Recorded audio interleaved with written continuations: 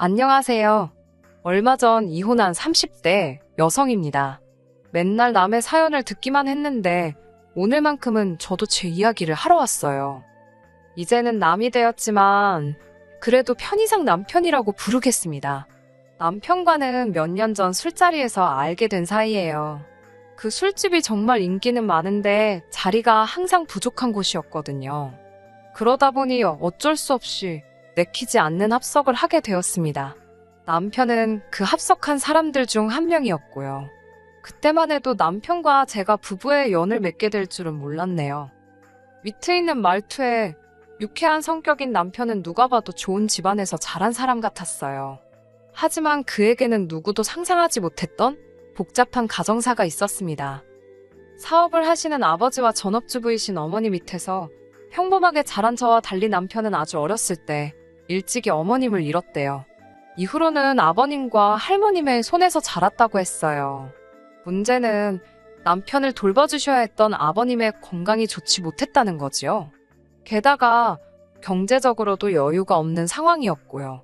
어쩔 수 없이 아버님께선 성치 않은 몸으로 막노동을 하시며 돈을 버셨고 집안일을 비롯한 남편을 돌보는 일은 할머님의 몫이었다고 합니다.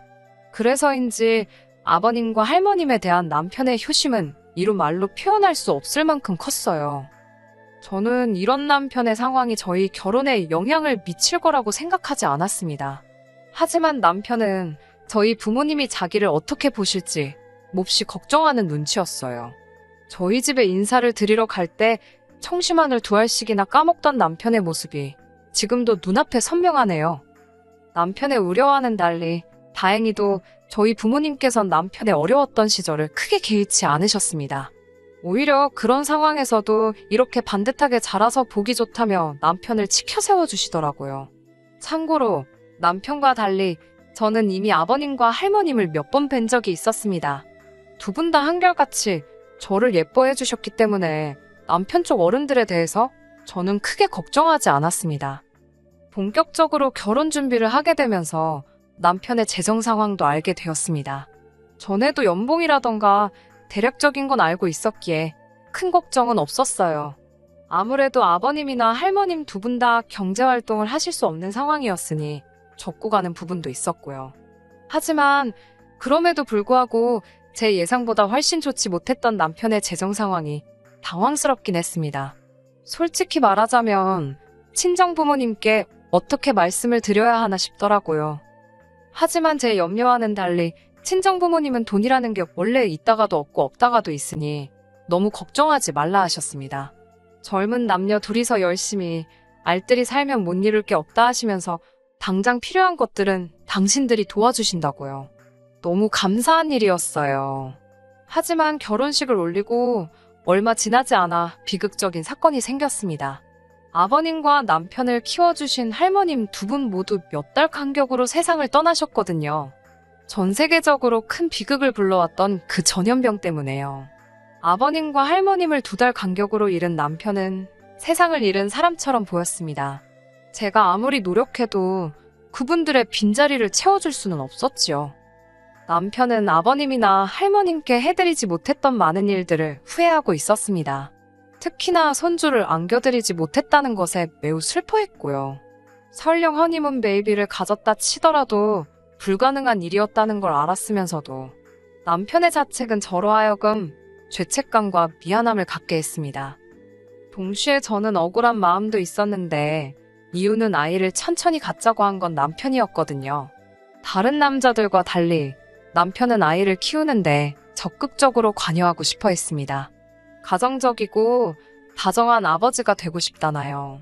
문제는 남편이나 저나 비슷한 수준의 중견기업을 다니고 있긴 했어도 복지나 이런저런 처우를 비교하면 큰 차이가 존재하고 있었습니다. 그래서 남편은 출산휴가나 육아휴직을 좀 더 마음 편하게 쓸 수 있는 회사로 이직을 준비 중이었어요. 일단 자기가 이직에 성공하면 아이를 갖자고 했습니다. 본인도 아버님이나 할머님이 그렇게 일찍이 갑자기 돌아가실 줄은 몰랐겠지요. 그렇다고 해도 제 옆에서 자꾸 아이를 못 보여드렸다며 속상해하니 마치 저를 탓하는 것처럼 들려서 너무 괴로웠어요. 하지만 이 일로 저희가 이혼을 결심하게 된 건 아닙니다. 저희가 이혼을 하게 된 건 이후에 발생한 일련의 사건들 때문이에요. 두 분이 떠나시고 얼마 지나지 않아 돌아가신 줄만 알았던 남편의 어머님께서 저희 부부 앞에 나타나셨습니다. 남편보다 4살 많은 결혼한 신우와 함께 말이지요. 이 두 사람의 등장으로 저희 부부 사이는 완전히 어그러지게 되었습니다. 처음엔 남편도 저도 당신이 친모라고 주장하는 어머님을 믿을 수가 없었어요. 죽은 줄만 알았던 어머님이 살아계실 거라고, 그리고 이렇게 다시 모습을 보이실 줄이야 누가 상상이나 했을까요? 게다가 남편은 어머님의 얼굴을 전혀 기억하지도 못하는 상황이었습니다. 결국 어머님이란 분께 양해를 구하고 유전자 검사까지 해야만 했네요.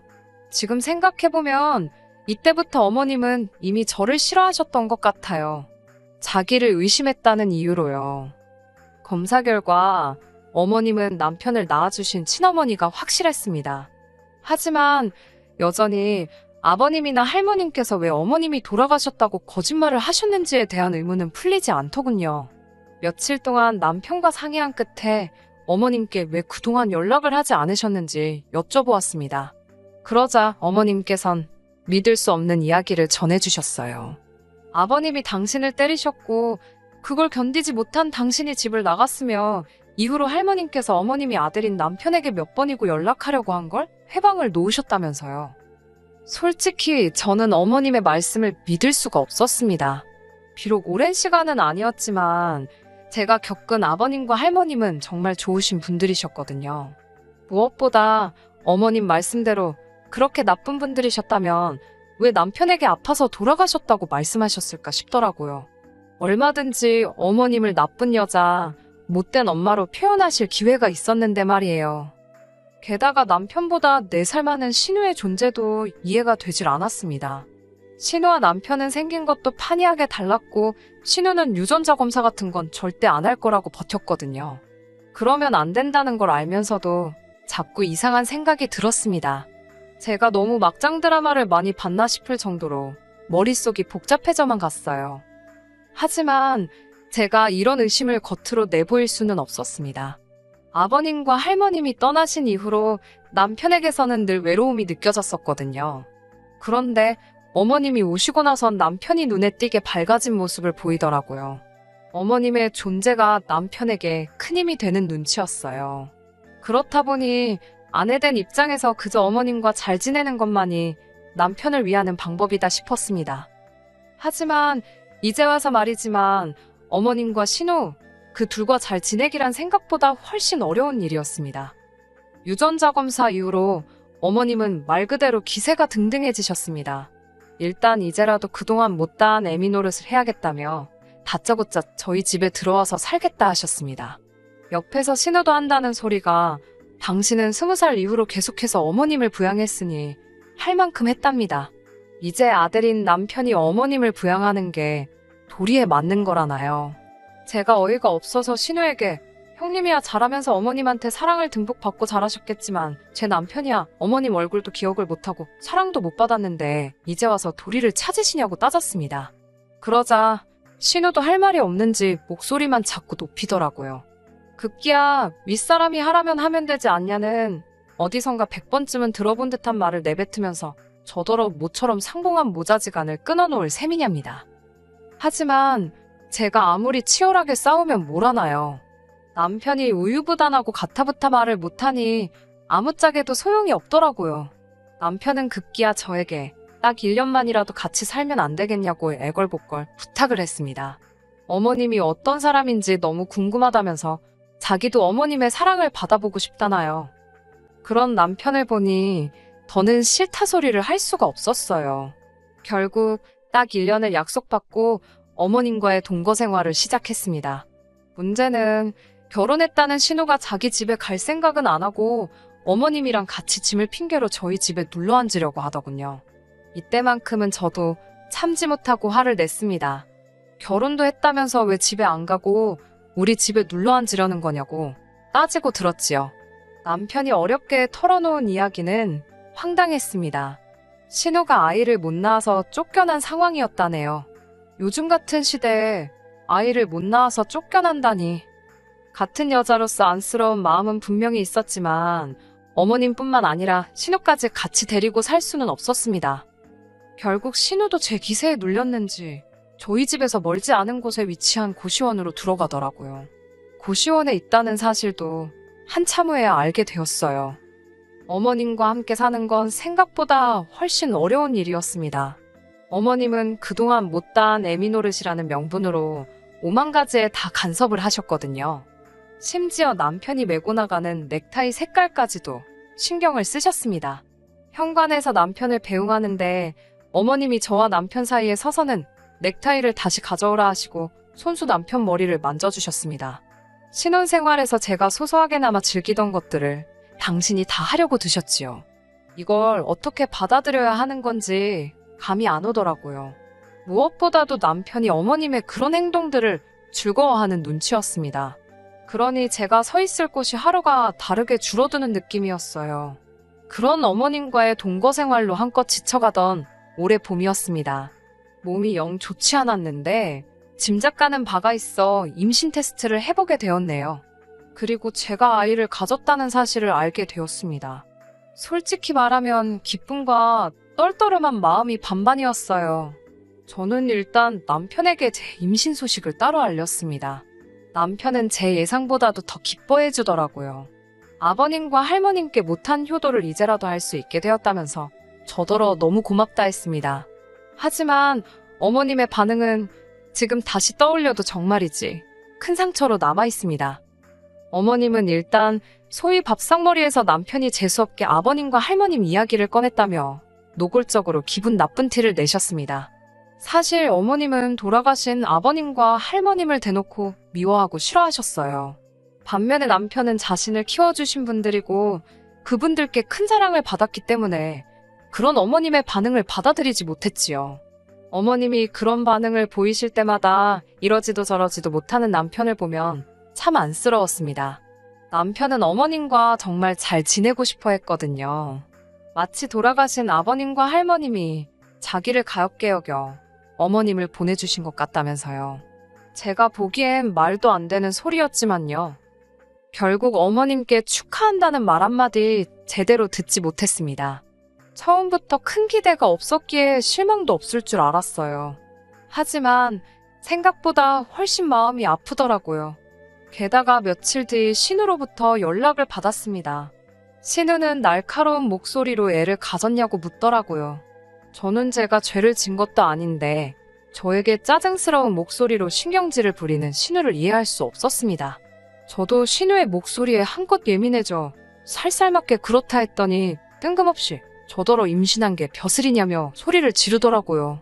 제가 애 떨어지겠다고 왜 그렇게 소리를 지르냐고 받아쳤습니다.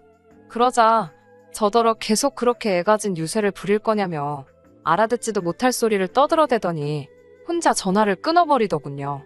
이때만 해도 별 미친 여자가 다 있다 싶어서 상종을 말아야겠다 싶었습니다. 그날 밤 저는 남편에게 살면서 가장 황당한 소리를 듣게 되었습니다. 남편은 참담한 얼굴로 저를 쳐다보더니 이번엔 저희가 양보하자 했습니다. 제가 뜬금없이 뭘 양보하냐고 물으니 신우가 먼저 아이를 가질 때까지 기다려야 할 것 같다대요. 원래 눈치도 빠르고 말귀도 잘 알아듣는 저인데 이때만큼은 도대체 남편이 무슨 소리를 하는 건지 알 수가 없었어요. 남편은 계속해서 말 같지도 않은 소리를 이어갔습니다. 어머님이 하신다는 소리가 제가 신우가 애를 못 가져서 쫓겨난 걸 뻔히 알면서 신우 한 방 먹이려고 임신을 한 거냐며 노발대발 하시더랍니다. 그러면서 신우 상처받을 건 생각 안 하냐고 남편에게도 굉장히 뭐라고 하셨다는 거예요. 그게 무슨 말도 안 되는 소린지 어이가 없더라고요. 제가 남편에게 그 말을 믿냐니까 당연히 믿지 않는다면서도 아이는 언제든지 또 가질 수 있지 않냐입니다. 저나 자기는 아직 한참 젊으니까 이번엔 포기하자더군요. 뭐라 할 말이 없었습니다. 제가 그래서 지우자는 거냐고 물었더니 일전에 어머님과 같이 살자며 애걸복걸하던 때와 마찬가지로 또 저에게 나약한 모습을 보이더군요. 그러면 어떻게 해야겠냐면서요. 자기는 어머님도 누님도 저도 다 소중하다면서 이번 한 번만 저더러 이해해달라고 어린애처럼 우는 게 아니겠어요? 저는 남편의 그런 모습에 어처구니가 없었고 더는 믿고 살 수 없겠다 싶었습니다. 결국 다음날 남편에게 말하지 않고 혼자 병원으로 향했어요. 친정부모님에겐 아직 제가 임신했단 이야기도 하지 않았던 터라서 솔직히 다행이다 싶더라고요.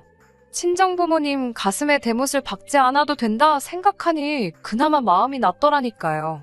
병원에 도착해서 일단 이런저런 검사를 받기 시작했습니다. 사실 테스터기만 한번 해보고 일이 바빠 병원도 오지 못했었으니까요. 그런데 이게 웬걸 저는 임신이 아니었습니다. 의사 선생님 말로는 아주 간혹 어떤 이유로 두 줄은 보였으나 임신이 아니거나 자연유산이 되는 경우가 종종 있답니다. 이건 뭐 웃어야 할지 울어야 할지 그래도 이렇게 된 거 남편에게는 수술한 척 해야겠다 싶었습니다. 솔직히 이때는 저도 남편에게 상처를 주고 싶었어요. 남편은 저더러 어딜 다녀왔냐 물었고 저는 최대한 피곤하고 힘든 모습을 보이며 당신이 원하는 대로 했다고 했습니다.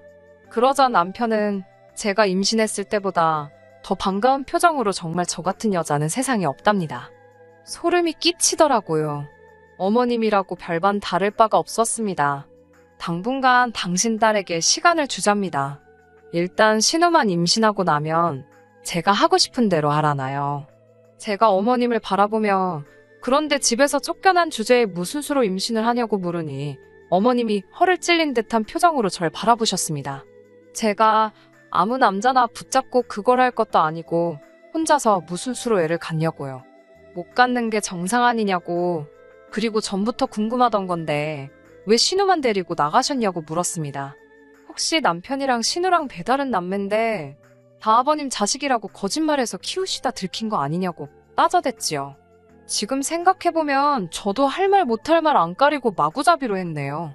어머님은 뭐라고 제대로 대꾸도 못하시곤 오로지 욕만 하고 계셨습니다. 저더러 네가 뭘 아냐면서 함부로 떠들어대냐고요. 남편도 그제서야 설마 하는 표정으로 어머님을 보더라고요. 정말 그런 생각을 한 번도 안 해봤나 싶어서 제가 더 어이가 없었습니다. 어디 막장 드라마에서나 볼 법한 대화가 오가고서 저는 모든 것에 환멸을 느꼈고 결국 남편에게 헤어지자 했습니다. 남편은 아이야 또 가지면 되는 건데 이런 일로 무슨 이혼을 하냐고 그러더군요. 저는 남편에게 처음부터 당신 애를 가진 적도 없었고 앞으로 가질 생각도 없다고 했습니다. 그토록 사랑하는 시어머니랑 신우랑 알콩달콩 오순도순 살아보라고 없는 추억 쥐어짜내가면서라고 소리를 질렀지요. 그러자 어머님께선 저더러 말 잘했다며 당장 이 집에서 나가랍니다. 어이가 없더라고요. 제 집에서 제가 왜 나가냐고 어머님이랑 남편이 나가시라 소리를 쳤더니 어머님이 순간 벙찐 표정으로 절 바라보셨습니다. 남편이 그래도 이렇게 내쫓으면 안 되는 거라고 그럼 자기들은 어딜 가냐고 자기만 나갈 테니 어머님은 재워달라는 헛소리를 하더군요. 눈물 나는 효심에 어처구니가 없었지요. 그 와중에 어머님은 이 집이 남편 집이 아니냐면서 황당한 표정을 지어 보이셨습니다. 그러더니 제 애비나 똑같다며 개털이냐며 전에는 보인 적 없던 눈초리로 남편을 째려보셨습니다. 남편이 절 포기하고 대신 잡은 어머님이란 동아줄은 말 그대로 썩은 동아줄이나 다름없었지요. 결론부터 말씀드리자면 저는 저대로 남편과 이혼을 했습니다. 남편은 저까지 자기를 버리면 자기는 어떻게 사냐며 거의 제 바지가랑이를 붙잡고 늘어졌다 표현해도 될 만큼 저에게 매달렸어요. 하지만 남편이 불쌍한 것과는 별개로 도저히 더 이상 부부로 살 수 없겠더라고요. 그에겐 제가 넘버원도 아니었고 앞으로도 언제든지 다른 사람이나 다른 것들과 대체될 수 있다고 생각하니 더 이상 남편 곁에 머물고 싶지 않았습니다. 이후로 들리는 소문에 의하면 어머님은 또다시 신우만 데리고 야반도주를 하듯 남편을 떠났답니다. 들은 바로는 두 사람이 남편 신용카드도 들고 도망가서는 한동안 마음대로 썼다나 봐요. 글을 적는 지금도 한심해서 한숨만 나오네요. 제 신부가 고약한 건지 어쩐 건지는 몰라도 헤어진 전 남편에게 잘 살아라, 행복해라 같은 덕담은 못하겠습니다. 그냥 앞으로 제 눈에는 안 띄었으면 좋겠네요. 어머님이나 신우도 마찬가지고요. 각자 신경 끄고 살자고요. 제발. 끝까지 들어주셔서 감사합니다. 오늘의 사연은 여기까지입니다. 구독과 좋아요, 알람 설정 부탁드리고 더 좋은 사연으로 다시 찾아뵙겠습니다. 감사합니다.